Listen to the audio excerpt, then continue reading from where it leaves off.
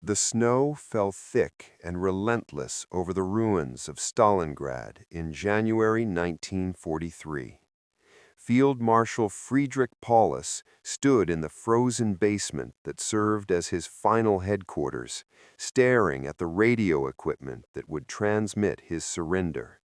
His uniform, once immaculate, hung loose on a frame wasted by weeks of starvation rations.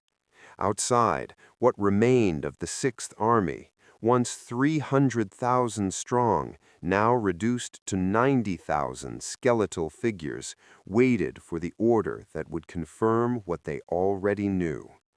They had been abandoned.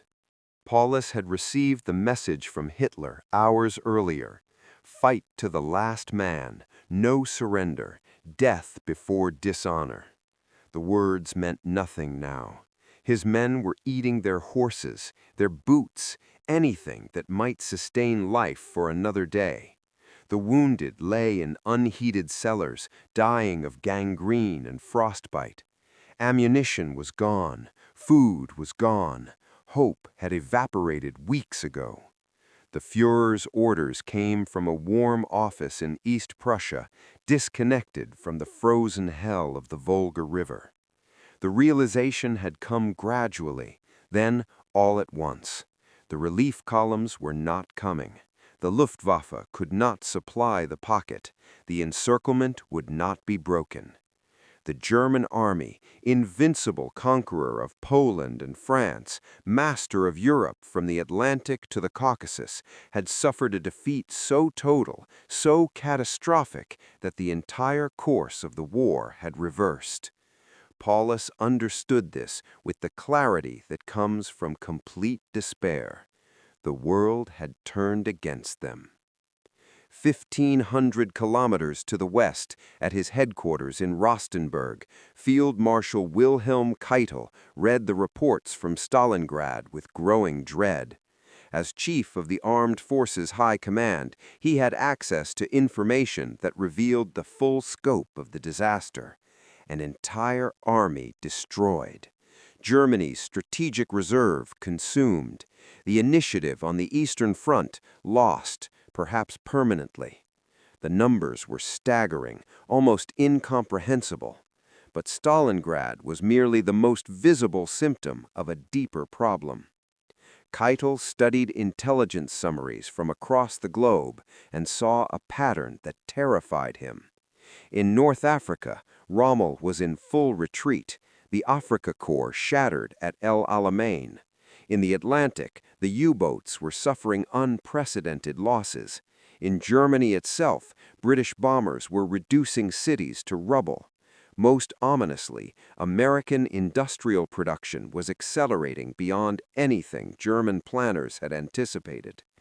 Keitel had opposed the invasion of the Soviet Union from the beginning, though he had lacked the courage to press his objections.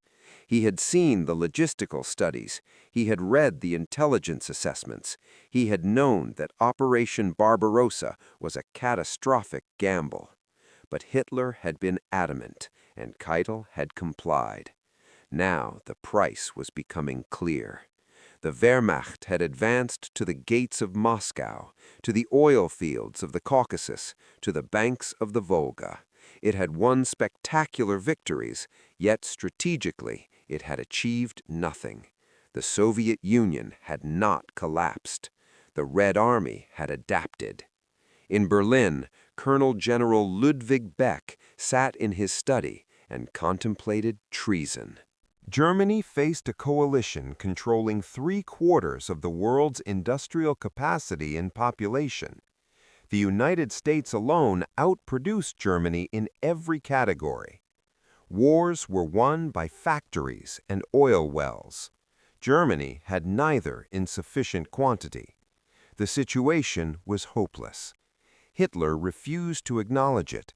He blamed generals. He demanded miracles. He executed officers. Beck believed he had become a liability to Germany's survival.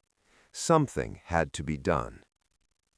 In North Africa, Field Marshal Erwin Rommel walked among his retreating troops.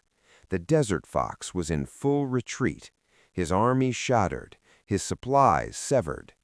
El Alamein had been decisive. Montgomery had learned. The material balance had shifted. Every German tank lost was irreplaceable.